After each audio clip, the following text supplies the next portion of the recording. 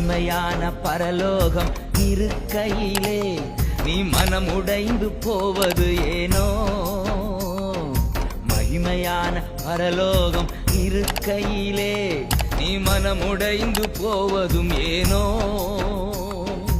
ஆற்றி பெற்ற அன்பர் இயேசு இருக்கையிலே நீ அஞ்சி அஞ்சி வாழ்வதும் ஏனோ? ஆற்றி பெற்ற அன்பர் இயேசு இருக்கையிலே நீ அஞ்சி அஞ்சி வாழ்வதும் ஏனோ?